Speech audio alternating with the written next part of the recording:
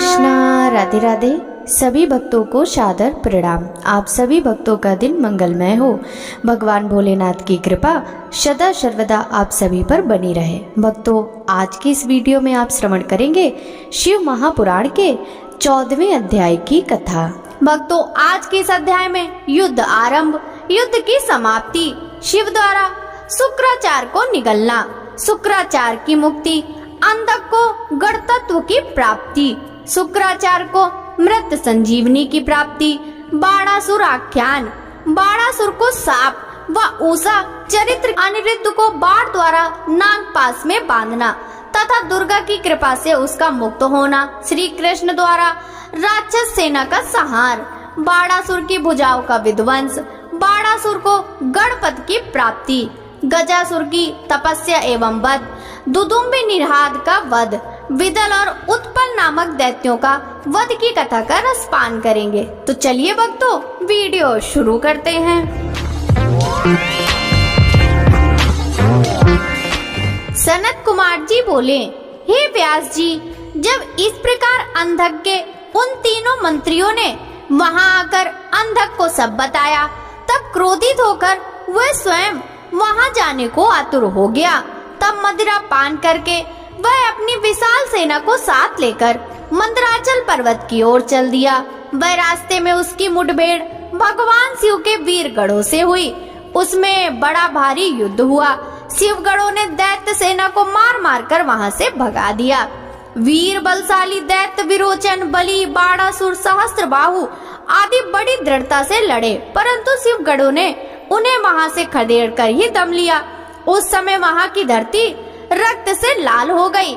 जब असुरों की सेना ने देखा कि वे किसी भी प्रकार से शिव जी के गढ़ों को नहीं हरा पाएंगे, तब वे स्वतः ही वहां से लौट गए।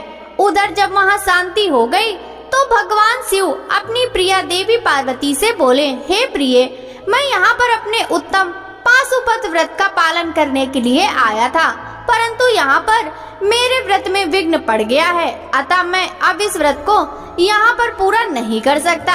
इस व्रत को पूरा करने के लिए मुझे पुनः किसी अन्य निर्जन स्थान पर जाना पड़ेगा। देवी, तुम यहीं पर रहो और मैं किसी अन्य स्थान पर जाकर अपने पाशुपत व्रत का अनुष्ठान पूरा करूँगा।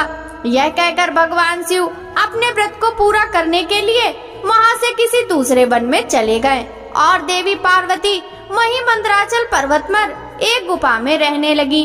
भगवान शिव निर्जन वन में जाकर अपने पाशुपत व्रत को पूरा करने के लिए घोर साधना करने लगे। उधर दूसरी ओर देवी पार्वती वहाँ अकेली रहकर अपने पति भगवान शिव के लौटने की प्रतीक्षा करने लगी। उनकी रक्षा करने के लिए भगवान शिव का गढ़ वीरक सदा उनकी गुफा के बाहर पहरा देता रहता था। दूसरी ओर दैत्यराज अंधक को, जिसे एक बार शिवगढ़ों ने परास्त करके वहां से खदेड़ दिया था, देवी को प्राप्त किए बिना कहां से चैन लेने वाला था, उसने पुनः मंदराचल पर्वत पर चढ़ाई कर दी। जैसे ही अंधक और उसकी दानव सेना पर्वत पर पहुंची, वीरक ने उनसे युद्ध करना आरंभ कर दिया। महाबली वीरक बड़ी वीरता से उन दैत्यों से युद्ध करता रहा और उन्हें हराता रहा। उनके बीच भयानक अस्त्र शस्त्रों का प्रयोग होता रहा। जब किसी भी तरह वीरक को युद्ध में पराजित करना संभव न हुआ, तो दैत्यों ने वीरक को चारों ओर से मिलकर घेर लिया। जब गुफा के अंदर बैठी देवी पार्वती को यह ज्ञात हुआ कि उनका प्रिय रक्षक चारों ओर से दानवों से घिर चुका है, तो उन्होंने अलौकिक रीति से ब्रह्मा, विष्णु और देवताओं का मन में स्मरण किया। यह ज्ञात होते ही कि जगत जननी जगदम्बा माँ पार्वती ने स्मरण किया है, पल भर में सब देवता मंदराचल पर्वत पर उपस्थित हो गए और दैत्यों से युद्ध करने लगे। जब वीरक ने देखा कि अब वह अकेला नहीं है, उसके साथ पूरी देव सेना खड़ी है, तो वह हर्षित मन से पुनः युद्ध में लग गया। तब उसका जोश देखते ही बनता था। देवताओं ने ब्राह्मी, नारायणी, ऐन्द्री, वैश्वानरी, याम्या, नैऋति, वारिणी, वायवी, कौबेरी, यक्षेश्वरी और गारुणी देवी का रूप धारण किया हुआ था। अनेकों आयुध से सुसज्जित होकर वे युद्ध कर रहे थे। इस प्रकार इस भीषण युद्ध को चलते चलते कई हजार वर्ष बीत गए। देव सेना जितने भी असुरों को मारती, दैत्य गुरु शुक्राचार्य अपनी मृत संजीवनी विद्या से पल भर में उन्हें पुनः जीवित कर देते थे। इस प्रकार दैत्य सेना न कम हो रही थी और न ही वह हार मान रही थी। युद्ध दिन प्रतिदिन और भयानक होता जा रहा था। भगवान शिव भी अपना पाशुपत व्रत पूरा करके मंदराचल पर्वत पर वापस आ गए। सनत कुमार जी बोले, हे महामुनि, जब भगवान शिव पाशुपत व्रत को पूरा करने के पश्चात मंदराचल पर्वत पर लौटे तो उन्होंने देखा कि दैत्येंद्र अंधक ने अपनी विशाल सेना के साथ पुनः आक्रमण कर दिया है। उनके वीरगण और अनेकों रूप धारण करे देवियां अंधक और उसकी सेना से युद्ध कर रही हैं। यह देखकर भगवान शिव को बहुत क्रोध आया कि मेरी अनुपस्थिति में इस दुष्ट दैत्य ने मेरी पत्नी को परेशान किया है। क्रोधित देवादिदेव महादेव जी अंधक से युद्ध करने लगे, परंतु दैत्येंद्र बहुत चालाक था। उसने गिल नामक दैत्य को आगे कर दिया। स्वयं उसने दैत्य सेना सहित गुफा के आसपास के वृक्षों और लताओं को तोड़ दिया। तत्पश्चात उस दैत्य अंधक ने एक एक करके सबको निगलना शुरू कर दिया। अंधक ने नंदीश्वर सहित ब्रह्मा, विष्णु, इंद्र, सूर्य और चंद्रमा व समस्त देवताओं को निगल लिया। यह देखकर भगवान शिव को बहुत क्रोध आया। उन्होंने अंधक पर अपने तीक्ष्ण बाणों का प्रहार करना शुरू कर दिया, जिसके फलस्वरूप दैत्यराज ने विष्णु सहित ब्रह्मा, सूर्य, चंद्रमा और अन्य देवताओं को वापस उगल दिया। उधर शिवगणों ने देखा कि दैत्य गुरु युद्ध में मारे गए राक्षसों को अपनी संजीवनी विद्या से पुनः जीवित कर रहे हैं। इसी कारण दैत्यों का मनोबल कम नहीं हो रहा। तब शिवगणों ने चतुराई का परिचय देते हुए दैत्य गुरु शुक्राचार्य को बंधक बना लिया और उन्हें भगवान शिव के पास ले गए। जब शिवगणों ने यह बात भगवान शिव को बताई तो क्रोधित शिव जी ने शुक्राचार्य को निगल लिया। शुक्राचार्य के वहां से गायब हो जाने पर दैत्यों का मनोबल गिर गया और वे भयभीत हो गए। यह देखकर देवसेना ने उन दैत्यों को मार मार कर व्याकुल कर दिया। इस प्रकार युद्ध और भीषण होता जा रहा था। दैत्यराज अंधक ने अब युद्ध को जीतने के लिए माया का सहारा लिया। भगवान शिव और अंधक के बीच सीधा युद्ध शुरू हो गया। भगवान शिव अपने प्रीत शूल से लड़ रहे थे। युद्ध करते करते दैत्यराज के शरीर पर शिव जी जैसे ही त्रिशूल का प्रहार करते, उसके शरीर से निकलते हुए रक्त से बहुत तेज से दैत्य उत्पन्न हो जाते और युद्ध करने लगते। यह देखकर देवताओं ने देवी चंडिका की स्तुति की। तब चंडिका तुरंत युद्ध भूमि में प्रकट हो गई और उन्होंने भगवान शिव को प्रणाम किया। शिव जी का आदेश पाकर देवी चंडिका उस अंधक नामक असुर के शरीर से निकलने वाले रक्त को पीने लगी। इस प्रकार अंदर का रक्त जमीन पर गिरना बंद हो गया और उससे उत्पन्न होने वाले सभी राक्षस भी उत्पन्न होने बंद हो गए। फिर भी अंधक अपनी पूरी शक्ति से युद्ध करता रहा। उसने भगवान शिव पर बाणों से प्रहार करना शुरू कर दिया। युद्ध करते करते भगवान शिव ने अंधक का संहार करने के लिए त्रिशूल का जोरदार प्रहार उसके हृदय पे किया और उसे भेद दिया। उन्होंने उसे ऐसे ही ऊपर उठा लिया। सूर्य की तेज किरणें ने उसके शरीर को जला दिया। इससे उसका शरीर जर्जर हो गया। मेघों से तेज जल बरसा और गीला हो गया। फिर हिमखंडों ने उसे विदीर्ण कर दिया। इस पर भी दैत्यराज अंधक के प्राण नहीं निकले। अपनी ऐसी अवस्था देखकर अंधक को बहुत दुख हुआ। वह हाथ जोड़कर देवादिदेव भगवान शिव की स्तुति करने लगा।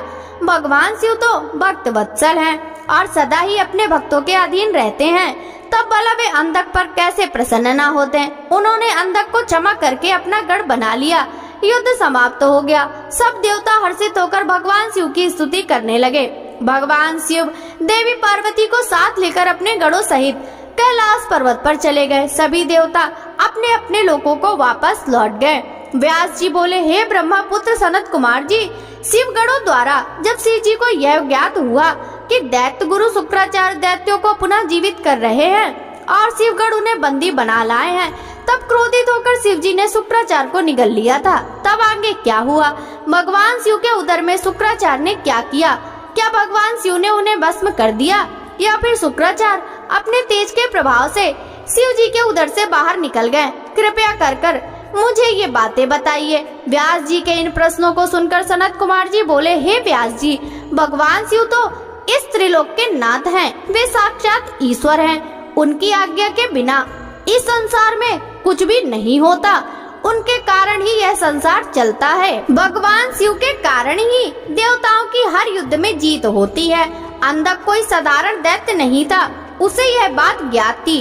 वह त्रिलोकीनाथ भगवान शिव को नहीं जीत सकता, इसलिए वह अपने दैत्य कुल की रक्षा करने के लिए सर्वप्रथम अपने आराध्य दैत्य गुरु शुक्राचार्य के चरणों में गया और अपने गुरु की वंदना करने लगा। तब उन्होंने प्रसन्न होकर उसे आशीर्वाद दिया। दैत्यराज अंधक ने गुरु शुक्राचार्य को से मृत संजीवनी विद्या मरे हुए असुरों को जीवित करने की प्रार्थना की। शुक्राचार्य ने अपने शिष्य अंधक की प्रार्थना स्वीकार कर ली और युद्ध भूमि में आ गए। शुक्राचार्य ने भगवान शिव का स्मरण कर अपनी विद्या का प्रयोग आरंभ किया। उस विद्या का प्रयोग करते ही युद्ध में मृत पड़े दैत्य अपने अस्त्र शस्त्र लेकर इस प्रकार उठ खड़े हुए मानो इतनी दूर से सोए पड़े हुए थे। यह देखकर दैत्य सेना में अद्भुत उत्साह का संचार हो गया। राक्षसों में नई जान आ गई और वे भगवान शिव के गढ़ों से भयानक युद्ध करने लगे। शिव गढ़ों ने जाकर यह समाचार नंदीश्वर को बताया कि शुक्राचार्य अपनी विद्या के बल से मरे हुए दैत्यों को जीवित कर रहे हैं। यह जानकर नंदी सिंह की भांति दैत्य सेना पर टूट पड़े और उस स्थान पर जा पहुँचे जहाँ शुक्राचार्य बैठे थे। अनेक दैत्य अपने गुरु की रक्षा करने के लिए चारों ओर खड़े थे। नंदी ने शुक्राचार्य को इस प्रकार पकड़ लिया जैसे शेर हाथी के बच्चे को पकड़ लेता है। वे उन्हें उठाकर तेज गति से वहां से निकल पड़े।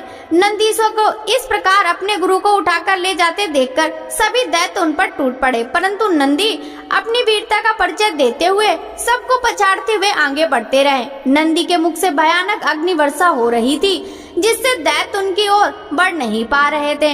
इस प्रकार कुछ ही देर में नंदी शुक्राचार्य का अपहरण करके उन्हें भगवान शिव के सम्मुख ले आए।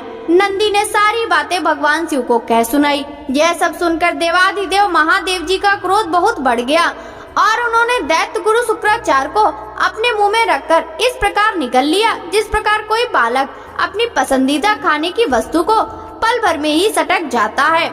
व्यास जी ने पूछा, हे सनत कुमार जी, शुक्राचार्य को जब भगवान शिव ने निगल लिया तब फिर क्या हुआ?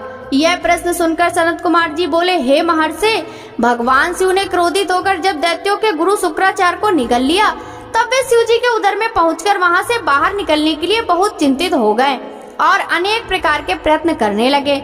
जब वे किसी प्रकार से बाहर नहीं निकल पा रहे थे तब उन्होंने भगवान शिव के शरीर में छिद्रों की खोज करनी शुरू कर दी, परंतु सैकड़ों वर्षों तक भी उन्हें कोई ऐसा छिद्र नहीं मिल सका जिससे वे बाहर आ जाते।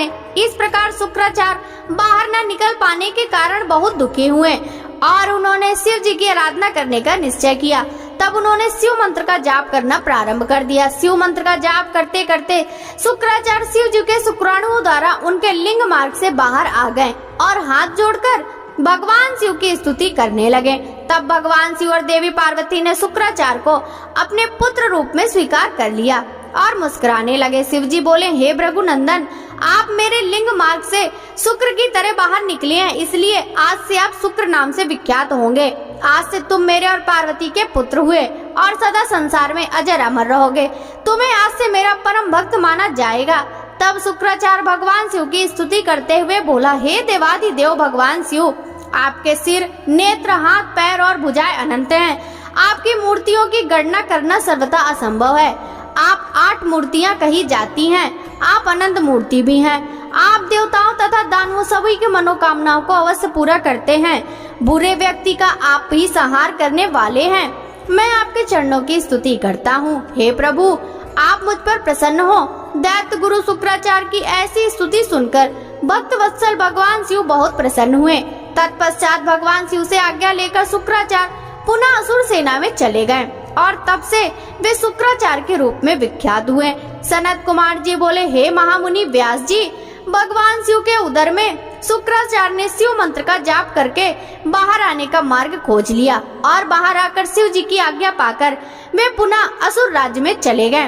तत्पश्चात 3000 वर्षों के बाद वे वेदों का पाठ करने वाले शुक्राचार्य के रूप में पृथ्वी पर पुनः शिव जी से उत्पन्न हुए। दूसरी ओर अंधक को भगवान शिव ने अपने त्रिशूल पर उसी प्रकार लटकाया हुआ था। दैत्य गुरु शुक्राचार्य ने देखा कि दैत्यराज अंधक उसी त्रिशूल पर लटका हुआ है जिस त्रिशूल से देवाधिदेव भगवान शिव ने उसे मारने के लिए आघात किया था। उसे देखकर उन्हें आश्चर्य हुआ कि अंधक के प्राण अभी तक नहीं निकले और वह उसी प्रकार त्रिशूल पर लटका हुआ है। भगवान शिव के 108 नामों से उनकी स्तुति कर रहा है। अंधक की इस स्तुति से प्रसन्न होकर भगवान शिव ने अंधक को त्रिशूल के अग्रभाग से नीचे उतार लिया और उस पर दिव्य अमृत की वर्षा की तथा उससे कहा, हे दैतेंद्र, मैं तुम्हारी इस उत्तम भक्ति भावना से बहुत प्रसन्न हूँ। तुमने नियम पूर्वक मेरी आराधना की है। तुम्हारे मन में जितनी भी बुराई और पाप थे वे सब तुम्हारी शुद्ध हृदय से की हुई स्तुति से धुल गए हैं और तुम्हें पुण्य की प्राप्ति हुई है। मैं प्रसन्न हूँ। तुम जो चाहो वर मांग सकते हो। मैं तुम्हारी कामना अवश्य ही पूरी करूँगा। भगवान शिव के ये अमृत वचन सुनकर दैत्यराज अंधक बहुत प्रसन्न हुआ और बोला, भगवान, मैं दोनों हाथ जोड़कर आपसे अपने द्वारा किए हुए हर बुरे कार्य और अपराध के लिए क्षमा मांगता हूँ। आप मेरे अपराधों को कृपा पूर्वक क्षमा करें। पूर्व में मैंने आपके और माता पार्वती के विषय में जो भी बुरा बोला या सोचा हो उसके लिए मुझे बहुत खेद है। मैंने यह सब अज्ञानतावश ही किया है। अब मैं एक दीन भक्त बनकर आपकी शरण में आया हूँ। मुझे मेरे द्वारा किए गए अपराधों के लिए क्षमा कर दें। हे देवादिदेव, मैं आपसे वरदान में सिर्फ यही मांगना चाहता हूँ कि आप में और माता पार्वती में मेरी अगाध श्रद्धा भावना भक्ति बनी रहे। मेरे मन में कभी भी कोई बुरा विचार न आए। मैं शांत हृदय से सदैव आपके नाम का स्मरण व चिंतन करता रहूं। मुझ में कभी भी आसुरी तत्व घर न कर पाए, यही वरदान मुझे प्रदान कीजिए। अंधक के ये वचन कहकर पुनः शिव और माता पार्वती के ध्यान में मग्न हो गया। भगवान शिव की कृपा दृष्टि उस पर पड़ते ही उसे अपने पहले जन्म का स्मरण हो गया। उसके सभी मनोरथ पूर्ण हो गए। भक्त वत्सल भगवान शिव ने प्रसन्न होकर अंधक को अपना गढ़ बना लिया और उसे उसका इच्छित वर प्रदान किया।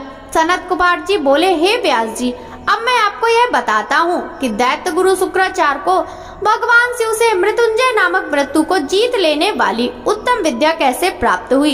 एक बार की बात है, शुक्राचार्य वाराणसी नामक नगरी में जाकर भगवान विश्वनाथ का ध्यान करते हुए उनकी घोर तपस्या करने लगे। इससे पूर्व उन्होंने वहां भगवान शिव के शिवलिंग की स्थापना की तथा वहां एक रमणीक कुआं भी खुदवाया। तत्पश्चात उसमें शिवलिंग को 32 सेर पंचामृत से 1,00,000 बार अभिषेक कराने के बाद सुंदर सुगंधित द्रव्यों से स्नान कराकर उस अमृत में ज्योतिर्लिंग की स्थापना की। फिर शिवलिंग पर चंदन और यक्ष कर्दम का लेप किया। राज चंपक, धतूर, कनेर, कमल, मालती, कर्णिकार, कदम, मौलसिरी, उत्पल, मल्लिका, चमेली, सतपत्री, डाक, सिंधुवार, बंदूक पुष्प, पुनांग, नांग केसर, केसर, आम के पत्ते, रक्तदला, कुंद, मोतिया, मंदार, बिल्वपत्र, घूमा, मरुआ, व्रक, गंठीवन, दौना, तुलसी, देव वजासा, ब्रहपत्री, नांदरुक, अगस्त साल, देवदारू, कचनार, कुबरक और कुड़तंकक के फूलों और अनेक प्रकार के पल्लवों से भगवान शिव की विधिवत पूजा अर्चना की। भगवान शिव के सहस्त्र नामों का जाप कर उनकी स्तुति की। इस प्रकार दैत्य गुरु शुक्राचार्य 5000 वर्षों तक अनेक प्रकार एवं विधि विधान से शिव जी का पूजन करते रहे। परंतु जब भगवान शिव फिर भी प्रसन्न न हुए तो शुक्राचार्य ने और घोर तपस्या करने का निश्चय किया। तब उन्होंने इंद्रियों की चंचलता को दूर करने के लिए उसे भावना रूपी जल से प्रक्षालित किया और पुनः शिव जी की घोर तपस्या करने लगे। इस प्रकार 1 सहस्त्र वर्ष बीत गए। तब रघुनंदन शुक्राचार्य की दृढ़ता पूर्वक की गई उत्तम तपस्या को देखकर भगवान शिव बहुत प्रसन्न हुए और उन्होंने प्रकाश में रूप के साक्षात दर्शन शुक्र को देने का निश्चय किया। पिनाकधारी भगवान शिव शुक्राचार्य द्वारा स्थापित किए गए शिवलिंग में से प्रकट हो गए और बोले, हे रघुनंदन महामुने, मैं आपकी इस घोर तपस्या से बहुत प्रसन्न हूँ। आप अपना इच्छित वर मुझसे मांग सकते हो। आपकी प्रत्येक इच्छा मैं अवश्य पूरी करूँगा। मांगो, क्या मांगना चाहते हो। भगवान शिव के इस प्रकार के उत्तम वचनों को सुनकर शुक्राचार्य ने देवादिदेव भगवान शिव को प्रणाम किया और सिर झुकाकर अंजलि बांधकर जय जयकार का उच्चारण करते हुए भगवान शिव की बहुत स्तुति की और शिव जी के चरणों में ही लेट गए। तब भगवान शिव ने उन्हें अपने चरणों से ऊपर उठाया और हृदय से लगा लिया। तब भगवान शिव बोले, हे शुक्र, आपने जो ये मेरा ज्योतिर्लिंग स्थापित किया है और इसकी नियम पूर्वक कठिन आराधना की है, इससे मैं तुम पर बहुत प्रसन्न हूँ। कहो, क्या मांगना चाहते हो। देवादिदेव महादेव जी के वचन सुनकर शुक्र पुनः उनकी स्तुति करने लगे। तब भगवान शिव ने देखा कि शुक्राचार्य कुछ नहीं मांग रहे हैं। भगवान शिव, जो कि सबके हृदय की बात जानते हैं, संसार की कोई भी वस्तु न तो उनसे कभी छिपी है और न कभी छिप सकती है। मुस्कुराकर बोले, हे भृगुनंदन, हे महातपस्वी शुक्र, आप निश्चय ही मेरे परम भक्त हैं। आपने इस पवित्र नगरी काशी में मेरे ज्योतिर्लिंग की स्थापना करके उत्तम मन से भक्ति में आराधना की है। जिस प्रकार एक पुत्र अपने पिता का आदर व पूजन करता है, तुमने उससे भी बढ़कर यह कार्य किया है। अतः मैं तुम्हें यह वरदान देता हूँ कि तुम अपने इसी रूप में मेरे उदर में प्रवेश करोगे तथा मेरे इंद्रिय मार्ग से निकलकर मेरे पुत्र के रूप में जन्म ग्रहण करोगे। तुम्हें मैं अपनी मृत संजीवनी नामक विद्या भी प्रदान करता हूँ, जिसे मैंने अपने तपोबल द्वारा रचा है। तुम्हारे अंदर तप की अनमोल निधि है, जो कि तुम्हारी योग्यता है। इस विद्या का प्रयोग तुम जिस भी मृत जीव पर करोगे, वह निश्चय ही जी उठेगा। तुम आसमान में चमकते हुए तारे के रूप में उपस्थित होगे और सभी ग्रहों में प्रधान माने जाओगे। जब तुम्हारा उदय होगा, उस समय अति शुभ माना जाएगा और उसमें विवाह एवं सभी धर्म कार्य किए जा सकेंगे। सभी नंदा, प्रतिपदा, षष्ठी और एकादशी तिथियां अत्यंत शुभ मानी जाएंगी। तुम्हारे द्वारा स्थापित किया गया यह ज्योतिर्लिंग इस संसार में तुम्हारे ही नाम से अर्थात सुक्रेश नाम से विख्यात होगा। जो मनुष्य श्रद्धा और उत्तम भक्ति भाव से इसकी पूजा अर्चना करेंगे, उन्हें सिद्धि की प्राप्ति होगी। जो मनुष्य पूरे वर्ष शुक्रवार के दिन शुक्र ताल में स्नान कर सुक्रेश लिंग की अर्चना करेंगे, वे सौभाग्यशाली होंगे और उन्हें पुत्र की प्राप्ति होगी। यह कहकर देवाधिदेव महादेव जी उसी ज्योतिर्लिंग में समा गए। तत्पश्चात दैत्य गुरु प्रसन्न मन से अपने धाम को चले गए। व्यास जी बोले, हे सनत कुमार जी, अब आप मुझे बाड़ासुर को शिव जी द्वारा अपना गढ़ बनाने की कथा सुनाइए। तब व्यास जी की इच्छा पूरी करने हेतु सनत कुमार जी ने कहना आरंभ किया। वे बोले, हे महामुनि, जैसा कि आप जानते ही हैं कि ब्रह्मा जी के ज्येष्ठ पुत्र मरीचि हैं और उनके पुत्र महामुनि कश्यप भी ब्रह्मा जी के परम भक्त थे। उन कश्यप मुनि की 13 सुंदर और सुशील कन्याएं हुई, जिसमें सबसे बड़ी का नाम दिति था। दिति के ही बड़े पुत्र का नाम हिरण्यकश्यप और छोटे पुत्र का नाम हिरण्याक्ष था। दिति के दोनों ही पुत्र महाबली, वीर और पराक्रमी थे। हिरण्यकश्यप को विवाह के उपरांत व्याहाद, अनुभाद, सपहाद और प्रहलाद नामक 4 पुत्र प्राप्त हुए। उनमें से सबसे छोटा प्रहलाद भगवान विष्णु का परम भक्त था, जिसको कोई भी दैत्य पराजित ना कर सका था। उसी का पुत्र विरोचना बहुत बड़ा दानी था। उसने देवराज इंद्र को दान में सिर काट कर दे दिया था। उसका पुत्र बलि भी महान दानी और भगवान शिव का परम भक्त था।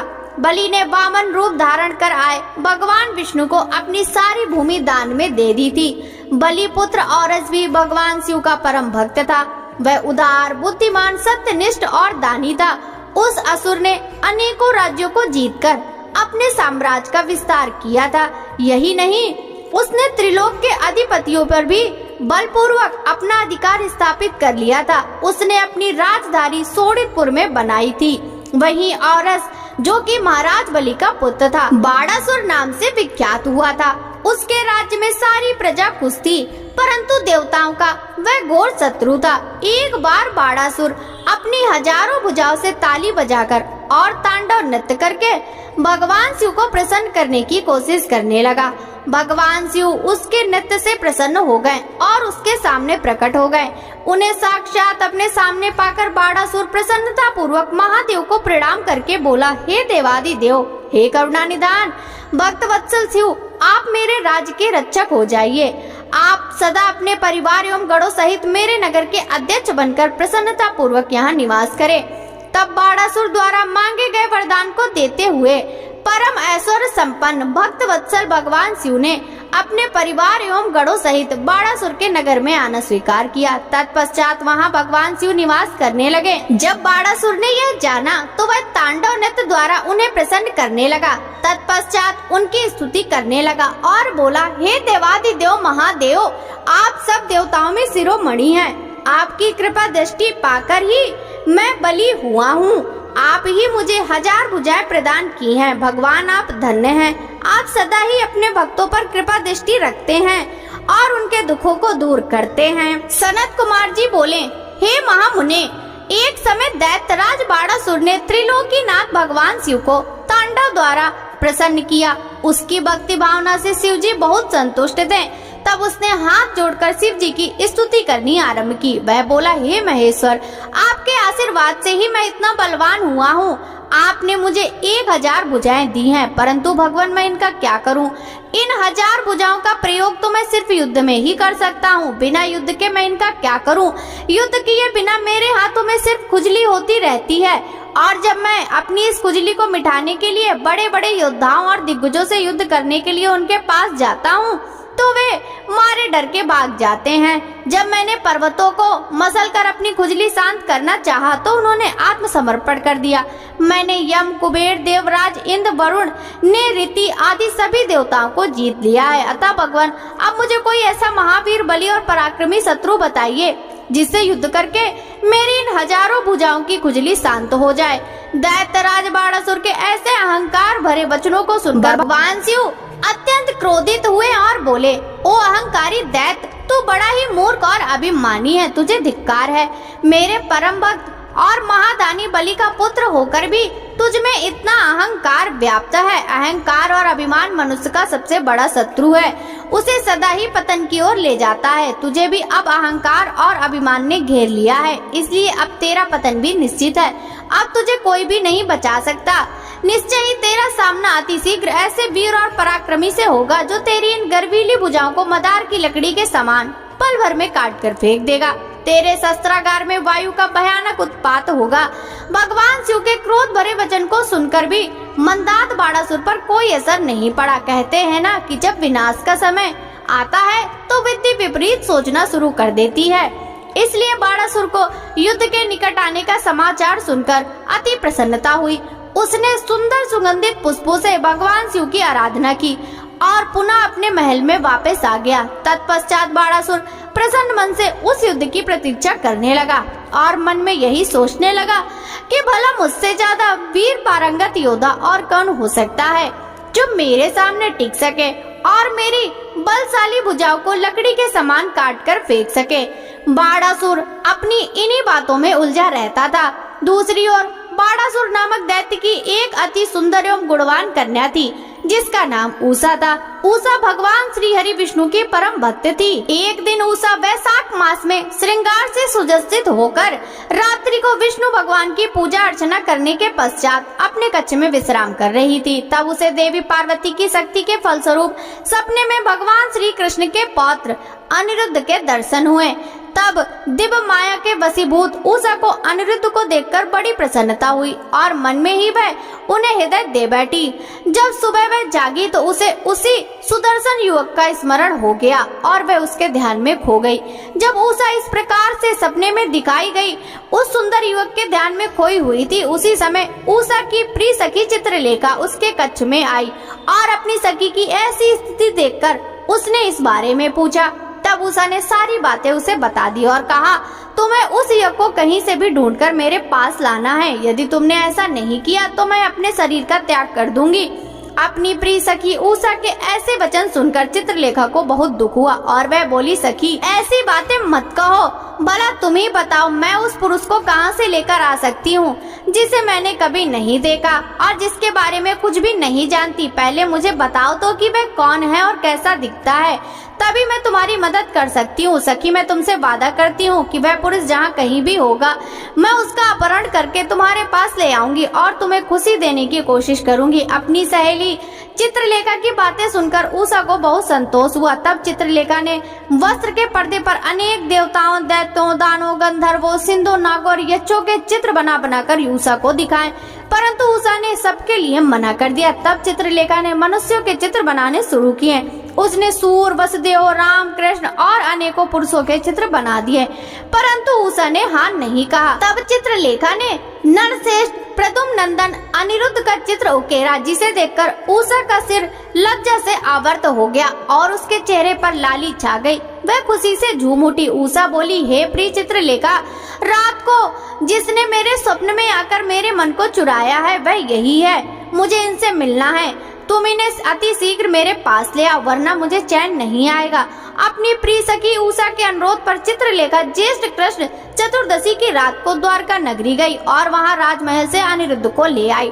अनिरुद्ध को सामने पाकर उषा हर्ष से फूली न समाई, वह तुरंत उसके गले से लग गई। जब इस प्रकार देवी उषा ने अपने प्रीतम अनिरुद्ध को साक्षात अपने सामने पाया तो वह खुशी से झूम उठी और उनके गले से लग गई। तब उनके कक्ष के बाहर तैनात द्वारपालों ने अंदर झांका और उषा अनिरुद्ध को इस प्रकार देखकर उन्होंने इसकी शिकायत दैत्यराज बाड़ासुर से की। द्वारपाल बोले, महाराज, आपकी कन्या के अंतःपुर में एक पुरुष घुस आया है, वह आपकी कन्या से प्रेमालाप कर रहा है। महाराज, आप वहां चलिए और देखिए कि वह कौन है। आपकी आज्ञा होने पर ही हम सब मिलकर उसे आपकी धृष्टता का दंड देंगे। इस प्रकार द्वारपालों से अपनी कन्या के विषय में सुनकर दैत्यराज बाड़ासुर को बहुत क्रोध आया और उसे आश्चर्य भी हुआ। वह तत्काल उनके साथ चलने को तैयार हो गया। सनत कुमार जी बोले, हे व्यास जी, जब दैत्यराज बाड़ासुर के द्वारपालों ने उनके पास जाकर उनकी पुत्री उषा के कक्ष में किसी पुरुष के होने की सूचना दी तो वे आश्चर्यचकित हुए और स्वयं वहां गए। तब क्रोधित बाड़ासुर ने उषा के साथ अनिरुद्ध को देखा। अनिरुद्ध बहुत सुंदर और बलशाली युवक था। क्रोधित बाड़ासुर ने अपने सैनिकों को अनिरुद्ध को मारने की आज्ञा दी। जैसा ही बाड़ासुर के उन सैनिकों ने अनिरुद्ध पर हमला किया, उसने देखते ही देखते उन सैनिकों को मौत के घाट उतार दिया। जब बाड़ासुर ने अपने सैनिकों को इस प्रकार मरते हुए देखा तब उसे समझ आ गया कि यह पुरुष बड़ा वीर और पराक्रमी है, जिसने अकेले ही इतने बलशाली सैनिकों को पल भर में ध्वस्त कर दिया। तब बाड़ासुर ने स्वयं उससे युद्ध करने का निश्चय किया और अपनी विशाल सेना को बुला भेजा। फिर क्या था, अनिरुद्ध और बाड़ासुर के बीच बड़ा भयानक युद्ध होने लगा।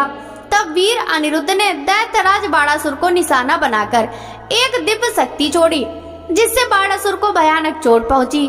चोट खाकर उसे समझ आ गया कि इस महाबली और पराक्रमी मनुष्य को सीधे सीधे युद्ध में हराना असंभव है। यह सोचकर बाड़ासुर ने अपनी राक्षसी माया का सहारा लिया और उसी क्षण वहां से अंतर ध्यान हो गया। एकदम अचानक से जब दैत्यराज सामने से गायब हो गया तो अनिरुद्ध को बहुत आश्चर्य हुआ। वह घूम घूम कर इधर उधर बाड़ासुर को तलाश कर ही रहा था कि बाड़ासुर ने छल पूर्वक अनिरुद्ध को नाग पास में बांध दिया और अपने सैनिकों को आदेश दिया कि इसे ले जाकर किसी अंधे कुएं में धकेल दो ताकि यह जिंदा ही न बचे। अपने स्वामी दैत्यराज बाड़ासुर का यह आदेश सुनकर कुंभांड बोला, हे दैतेंद्र, युद्ध और पराक्रम में तो यह भगवान विष्णु के समान है और साहस में शशि मौली के समान है। इस प्रकार से नाग पास में भी बंधकर यह डर नहीं रहा है और पुरुषार्थ की बातें कर रहा है। फिर वह अनिरुद्ध से बोला, ए मूर्ख बालक, तू महाबली दैत्यराज बाड़ासुर से अपनी समानता क्यों करता है? तू उनके सामने झुककर उनसे माफी मांग और अपनी हार मान ले। वे निश्चय ही तुझे क्षमा कर नाग पास से मुक्त कर देंगे। दैत्यराज बाड़ासुर के उस सेवक के वचनों को सुनकर अनिरुद्ध क्रोधित होकर बोला, ओ दुराचारी निशाचर, शायद तुझे क्षत्रिय धर्म के बारे में कुछ नहीं पता। सूरवीर के लिए युद्ध में पीठ दिखाना मरने से भी बढ़कर है। मैं इस अधर्मी से माफी मांगने से अच्छा युद्ध में लड़ते हुए प्राण त्यागना पसंद करूंगा, परंतु इस अभिमानी के आगे बिल्कुल भी नहीं झुकूंगा। यह सुनकर दैतेंद्र बाड़ासुर का क्रोध 7वें आसमान पर जा चढ़ा। इससे पूर्व कि वह कुछ करता आकाशवाणी हुई। आकाशवाणी सुनकर बाड़ासुर, तुम भगवान शिव के परम भक्त और महाराज बलि के पुत्र हो, तुम्हें इस प्रकार क्रोध करना शोभा नहीं देता। तुम जानते हो कि भगवान शिव सत्वगुण, रजोगुण और तमोगुण का आश्रय लेकर ब्रह्मा, विष्णु और महेश के रूप में सृष्टि का भरण पोषण और संहार करते हैं। वे अंतर्यामी और सबके ईश्वर हैं। भगवान अनेक लीलाओं के रचयिता हैं और गर्व को चूर कर देते हैं। वे तुम्हारे गर्व को भी चकनाचूर कर देंगे। आकाशवाणी सुनकर बाड़ासुर ने अनिरुद्ध का वध करने का विचार छोड़ दिया और अनिरुद्ध को जेल में छोड़कर चला गया। नाग पास में बंधे हुए अनिरुद्ध को बड़ा कष्ट हो रहा था। उसने दोनों हाथ जोड़कर कल्याण स्वरूपा माँ जगदम्बा देवी दुर्गा का स्मरण कर उनकी आराधना आरंभ कर दी। अनिरुद्ध बोला, हे माता, आप अपने शरणागतों की रक्षा करने वाली तथा उन्हें यश प्रदान करने वाली हैं। देवी, मैं नाग पास में बंधा हुआ हूँ और नागों के जहर की ज्वाला मुझे जला रही है। हे माता, मेरी रक्षा कीजिए। अनिरुद्ध की इस प्रकार अनुरोध भरी विनम्र प्रार्थना सुनकर देवी कालिका वहां प्रकट हो गई और उन्होंने अपने जोरदार मुक्के के प्रहार से पल भर में ही उसे नागपाश से मुक्त कर दिया और अंतर ध्यान हो गई। नागपाश से मुक्त होते ही अनिरुद्ध को अपनी प्रिया उषा की याद सताने लगी और वह पुनः देवी उषा के पास चला गया। उषा अनिरुद्ध को देखकर बहुत प्रसन्न हुई और उसके गले लग गई। तब वे दोनों सुखपूर्वक विहार करने लगे। महर्षि व्यास बोले, हे मुनि श्रेष्ठ सनत कुमार जी, जब कुष्मांड नामक दैत्य की पुत्री और उषा की सखी चित्रलेखा ने श्री कृष्ण की नगरी द्वारिका जाकर वहां से सोते हुए उनके पोते अनिरुद्ध का अपहरण कर लिया, तब श्री कृष्ण ने क्या किया, इससे आगे की कथा से मुझे अवगत कराइए।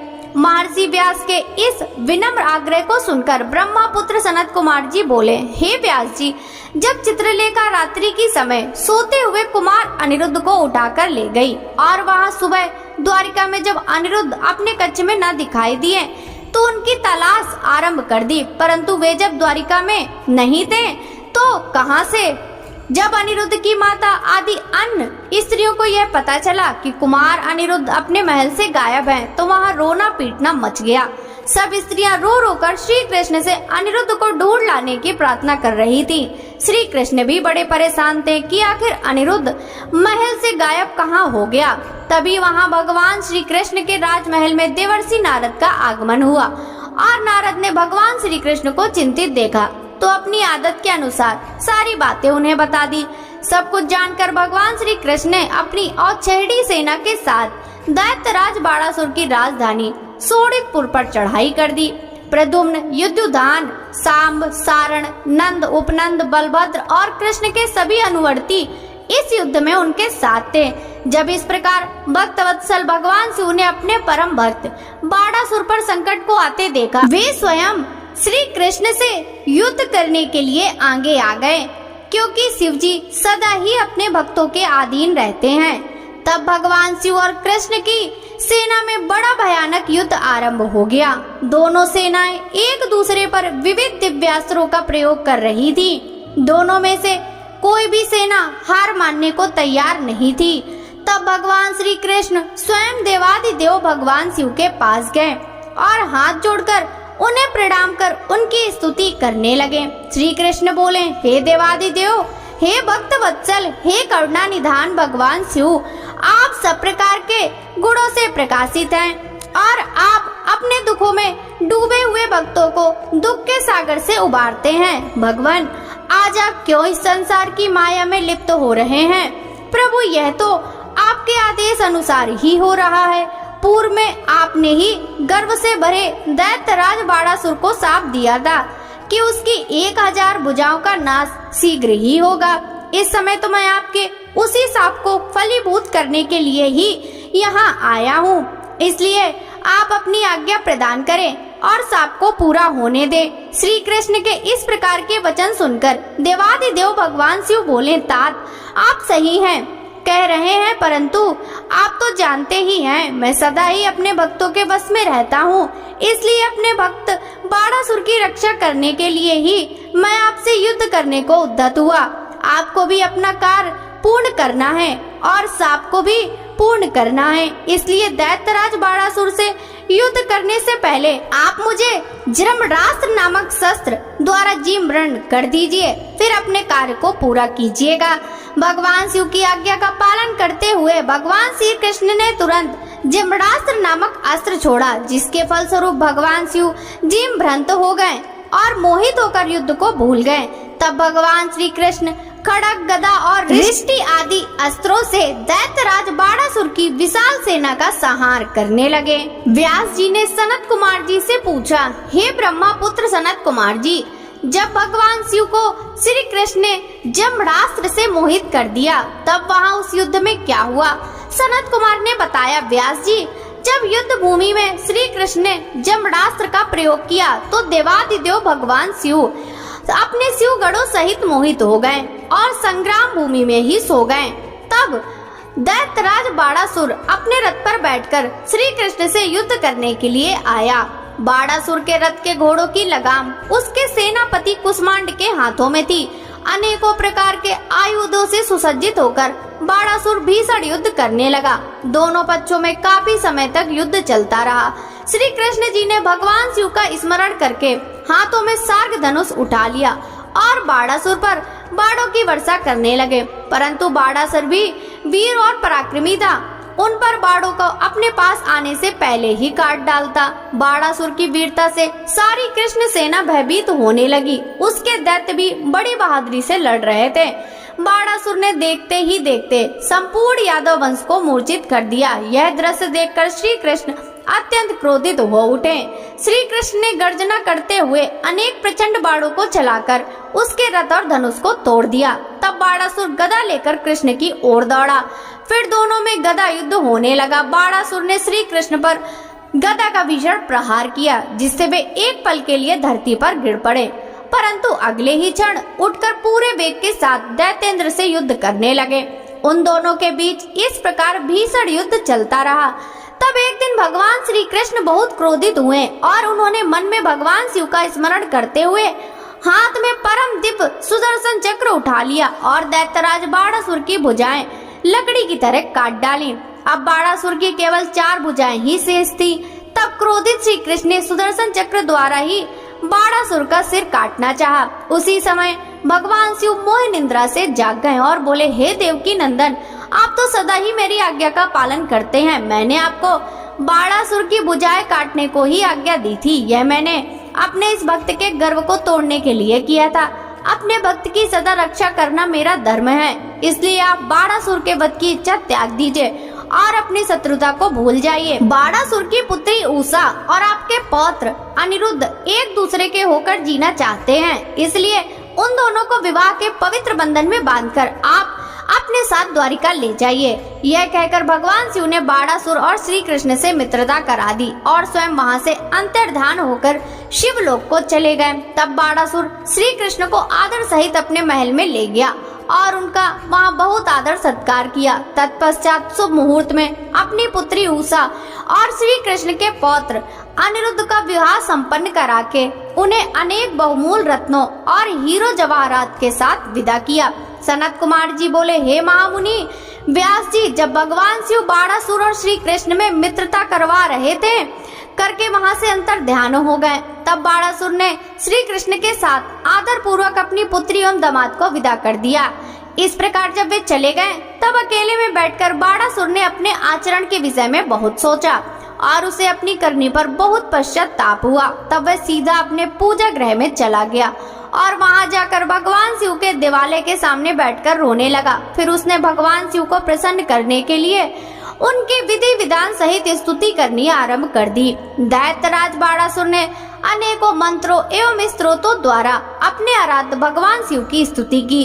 तत्पश्चात भगवान शिव को प्रणाम करके बाणासुर ने तांडव नृत्य करना आरंभ कर दिया। अनेक प्रकार से ठुमका लगाकर और मुंह से बाजा बजाकर वह नृत्य करने लगा। उसके चेहरे के हाव भाव और हाथों की विभिन्न मुद्राएं उसके नृत्य को और प्रभावशाली बना रहे थे। उसने अनेकों प्रकार के नृत्य किए, साथ ही अपने शरीर की रक्त धाराओं से वहां की भूमि को भी भिगो दिया। इस प्रकार दैत्यराज बाणासुर की भक्ति भावना और घोर आराधना देखकर भगवान शिव उस पर प्रसन्न हो गए और उसको दर्शन देने के लिए वहां प्रकट हुए।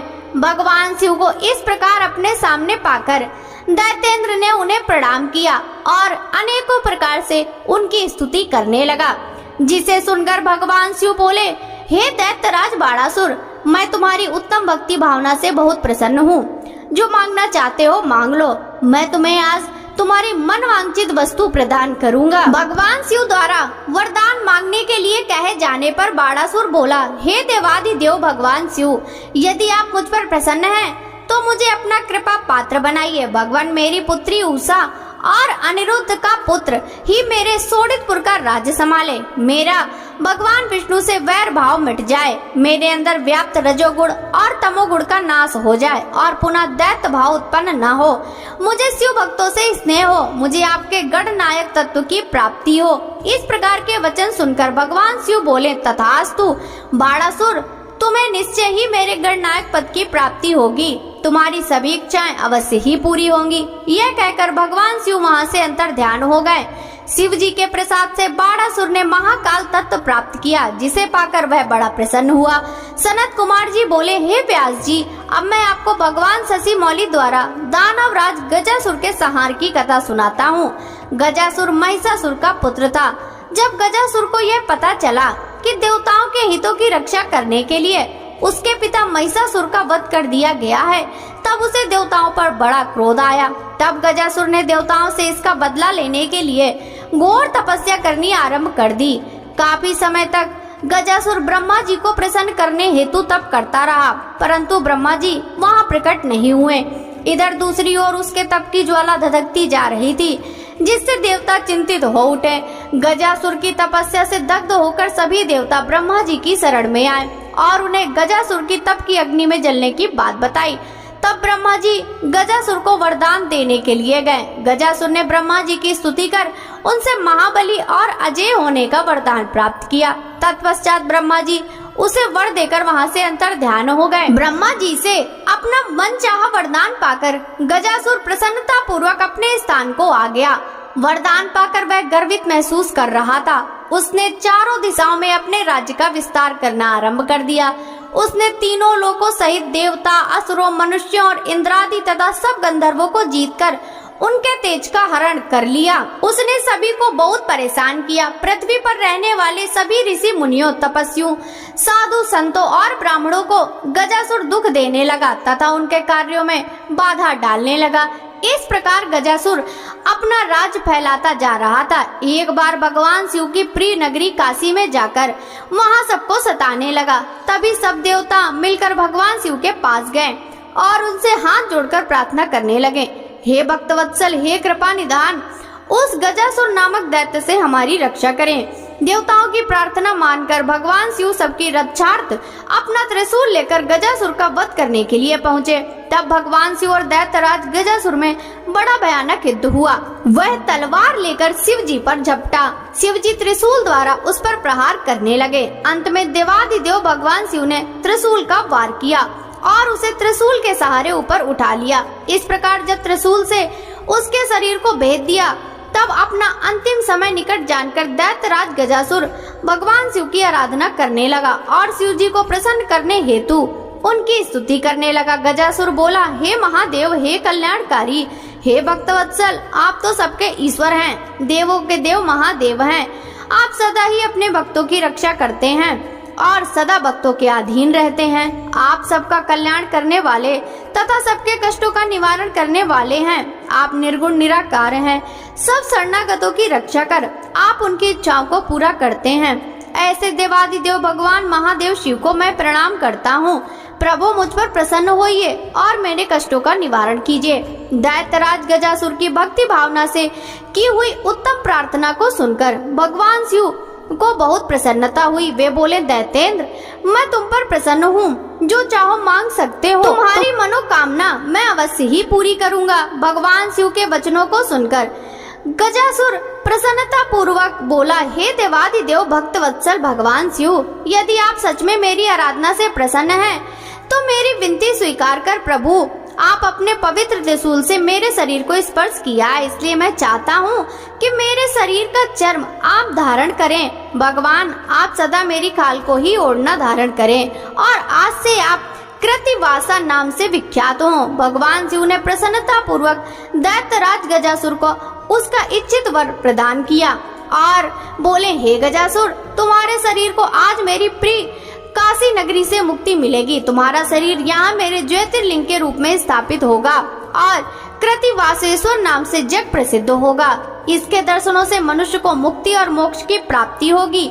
यह कहकर भगवान शिव ने गजासुर के शरीर की चर्म को ओढ़ लिया और कृतिवासेश्वर ज्योतिर्लिंग की स्थापना की, जिसके फलस्वरूप वहाँ काशी में बहुत बड़ा उत्सव हुआ। सब देवता बहुत प्रसन्न हुए। तत्पश्चात भगवान शिव वहाँ से अंतर ध्यान हो गए।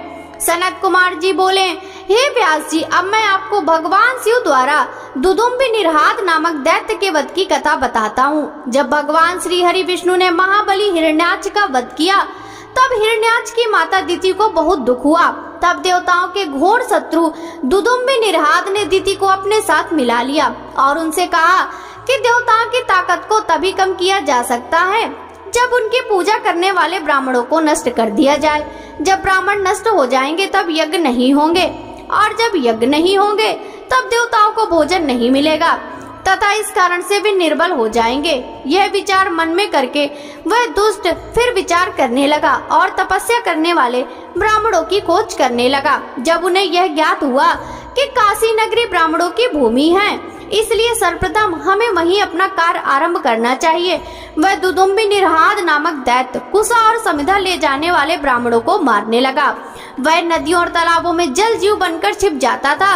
वहां स्नान करने वाले आए साधुओं और तपस्वियों को वहीं मार देता था तथा वनों में वनचर बनकर ब्राह्मणों का वध कर देता।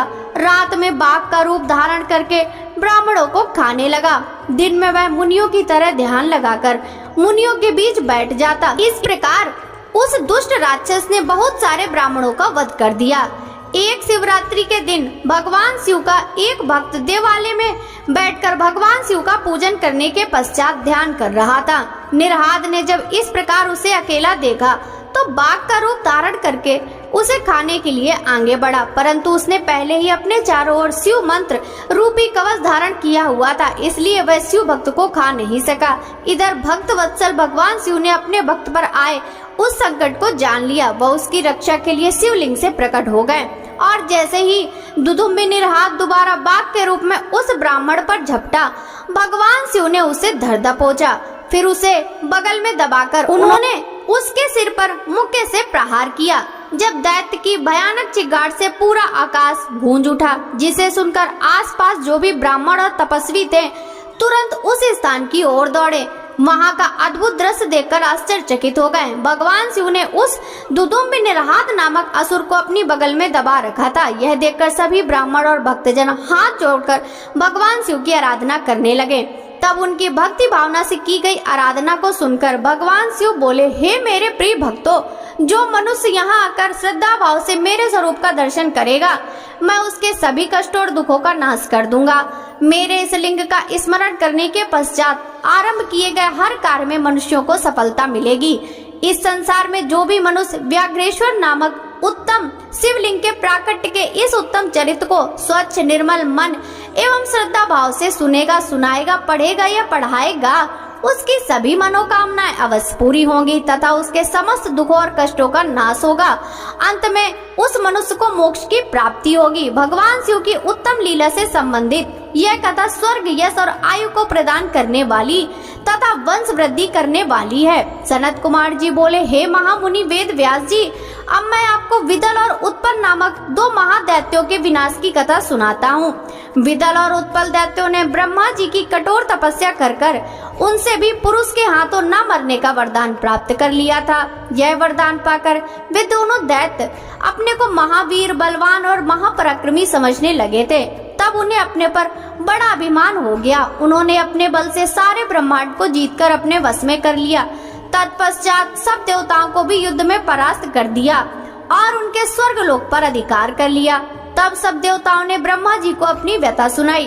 तब ब्रह्मा जी ने उन्हें आश्वासन दिया और समझाया कि आप देवी पार्वती सहित भगवान शिव की आराधना करें, वे ही आपके दुखों को दूर कर सकते हैं। आप सब उन्हीं की शरण में जाएं। भगवान भक्त वत्सल हैं, वे निश्चय ही आपका कल्याण करेंगे। तब ब्रह्मा जी की आज्ञा मानकर देवता शिव शिवा की जय जयकार करते हुए अपने अपने धाम को चले गए। एक दिन की बात है, देवर्षि नारद भगवान शिव की इच्छा से प्रेरित होकर विदल और उत्पल नामक दैत्यों के पास गए। वहां उन्होंने उन महादैत्यों से देवी पार्वती के रूप सौंदर्य की बहुत प्रशंसा की। उनके रूप की प्रशंसा सुनकर दैत्य काम से पीड़ित हो गए। उन्होंने अपने मन में देवी पार्वती का हरण करने के बारे में सोचा। इस बुरी भावना को मन में लिए वे दैत्य पार्वती जी को देखने के लिए चल दिए।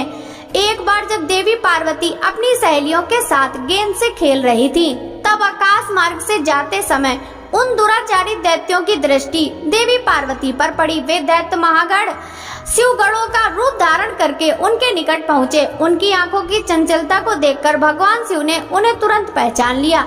उन्होंने अलौकिक रीति से देवी पार्वती को भी इस बात का ज्ञान करा दिया कि वे शिवगढ़ नहीं राक्षस हैं। अपने आराध्य पति सर्वज्ञ शिव की बातों को देवी पार्वती ने समझ लिया।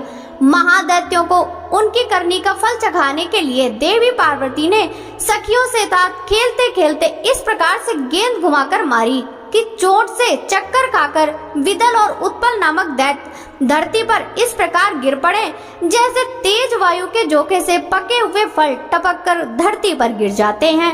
जिस प्रकार वज्र के पहाड़ से बड़े बड़े शिखर पल में ढह जाते हैं, गिरते ही उनके प्राण पखेरु उड़ गए। इस प्रकार उत्पल और विदल नामक महादैत्यों का वध करने के पश्चात वह गेंद ज्योतिर्लिंग के रूप में परिणित हो गई। दुष्टों का नाश करने वाला वह लिंग कंदुकेश्वर नाम से विख्यात हुआ। यह लिंग ज्येष्ठेश्वर के निकट स्थित है। काशी में स्थित कंदुकेश्वर ज्योतिर्लिंग दुष्टों का नाश करने वाला तथा भोग और मोक्ष प्रदान करने वाला है तथा मनुष्यों की सारी कामनाओं को पूरा करता है। इस अनुपम कथा को सुनने अथवा पढ़ने से भय और दुख दूर हो जाते हैं तथा सुखों की प्राप्ति होती है और अंत में दिव्य गति की प्राप्ति होती है। ब्रह्मा जी बोले, हे मुनीश्वर, मैंने आपको समस्त मनोरथों को पूरे करने वाले रुद्र संहिता के युद्ध कांड को सुनाया। यह शिव जी को प्रिय है और भक्ति और मुक्ति प्रदान करने वाला है। भक्तों, आगे की कथा का वृतांत हम कल के अध्याय में श्रवण करेंगे। शिव महापुराण की यह कथा यदि आपको अच्छी लगी हो तो इस वीडियो को लाइक कर ज्यादा से ज्यादा भक्तों के साथ शेयर कीजिएगा। साथ ही वीडियो के कमेंट बॉक्स में हर हर महादेव जरूर लिखिएगा। आपसे मिलते हैं शिव महापुराण के अगले अध्याय की कथा के साथ। सभी भक्तों को हरे कृष्णा, राधे राधे, हर हर महादेव।